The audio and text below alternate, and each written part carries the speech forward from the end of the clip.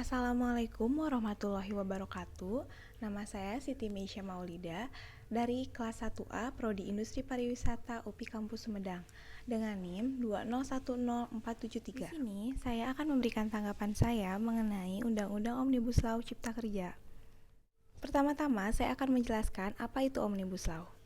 Omnibus Law adalah sebuah konsep yang menggabungkan secara resmi beberapa peraturan perundang-undangan menjadi satu bentuk undang-undang baru. Jadi, apa itu Undang-Undang Omnibus Law? Undang-Undang Omnibus Law Cipta Kerja adalah undang-undang baru yang menggabungkan regulasi dan memangkas beberapa pasal dari undang-undang sebelumnya, termasuk pasal tentang ketenagakerjaan menjadi peraturan perundang-undangan yang lebih sederhana. RUU Omnibus Law Cipta Kerja disahkan oleh DPR pada tanggal 5 Oktober tahun 2020.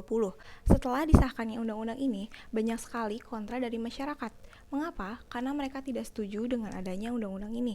Karena menurut mereka, undang-undang ini sangatlah tidak tepat dan tidak adil untuk mereka sebagai tenaga kerja. Menurut mereka, yang diuntungkan dalam undang-undang ini hanyalah investor, para pengusaha, dan orang-orang yang berada di atas.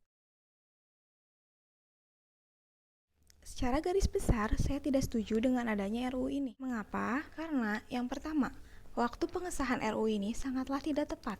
Di saat pandemi seperti ini, pengesahan RUU menjadi undang-undang bukanlah suatu yang tepat, karena RUU ini akan diubah menjadi undang-undang yang bukan undang-undang biasa. Yang kedua, RUU ini masih berbentuk draft.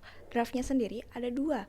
Yang pertama berjumlah 1.200 halaman dan yang kedua berjumlah 905 halaman. Dengan RUU yang masih menjadi draft ini merupakan salah satu hal yang janggal. Dan ternyata tidak semua anggota DPR sudah memiliki rancangan RUU ini. Sementara, untuk mengesahkan undang-undang, seharusnya semua anggota DPR sudah mengetahui isinya. Dan seperti yang kita tahu, bila masih menjadi draft, berarti itu belum selesai dan masih banyak yang harus diperbaiki.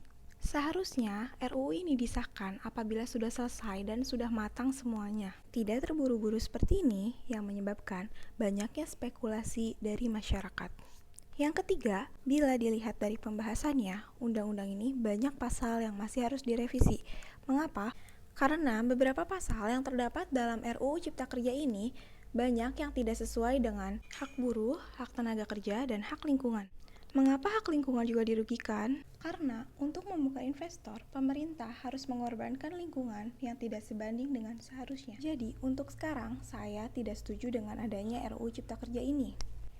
Kecuali apabila nanti akan adanya perubahan dan tidak ada pihak lagi yang dirugikan di dalamnya. Jadi, saya akan setuju apabila semua yang bersangkutan dalam undang-undang ini tidak ada yang dirugikan, termasuk lingkungan. Sekian tanggapan dari saya. Mohon maaf apabila kurang berkenan dengan tanggapan yang sudah saya berikan.